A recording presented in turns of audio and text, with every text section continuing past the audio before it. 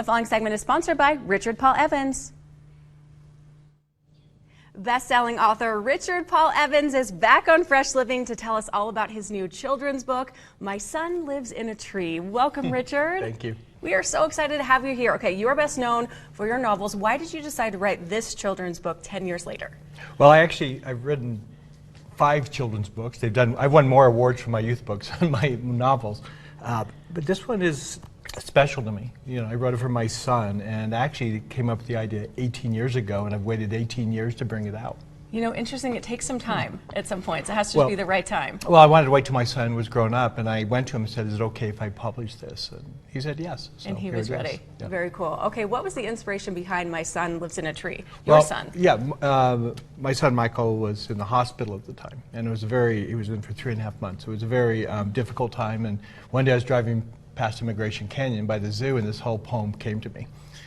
And so I realized it was really about, you know, the pain I felt as a father having my son taken away from me in a sense. So it's about a boy who they go to the zoo and he's mistaken for a monkey and he's put into a monkey cage, and the fathers fight to get him back out.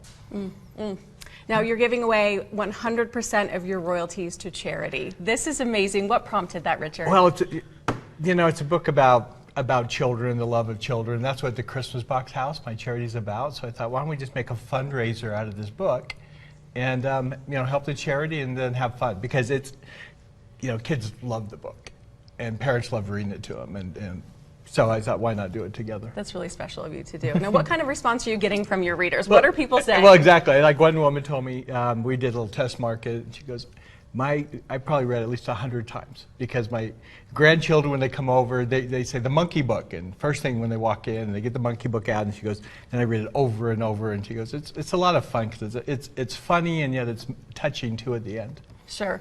What ages is this good for? What would you say? Really kind of 3 to 8. 3 to 8? About 3 to 8, yeah. And what do you want people to take away from this story? Again, I want them to have fun. Yeah, I love it. I mean, I have grandchildren, and it's really fun to sit down with them and read to them, and to also kind of help them have a love for books. Sure. And so the illustrations are absolutely gorgeous. It's British. I'm going to put this down so we can see. Famous British author Andy Catlin. I had to twist his arm to get it done. Look how cute the illustrations isn't that fun? Yeah, he did such a great job. And it's bonding with your children, your grandchildren, while you're reading to them. Where can we purchase this book right now, Richard? Well, right now it's only online. And so you can go to my website, richardpaulevans.com, or you can also get it on Amazon. But we have a special right now. It's 42% off. Amazing. Autographed. Yeah. Okay, yeah, autographed. Yes, if you go to the Richard Paul Evans store. Okay. Not on Amazon, but the Richard Paul Evans store. And anyway, I'm just really excited about it. I love this book, and the fact that I waited 18 years to publish it makes it even more It's special. I can tell how much it means to you. It's very close to your heart. I can't wait to read this with my 6-year-old. Nice. Thank you so much for being here, Richard. Congrats on the book. Thank you. My pleasure.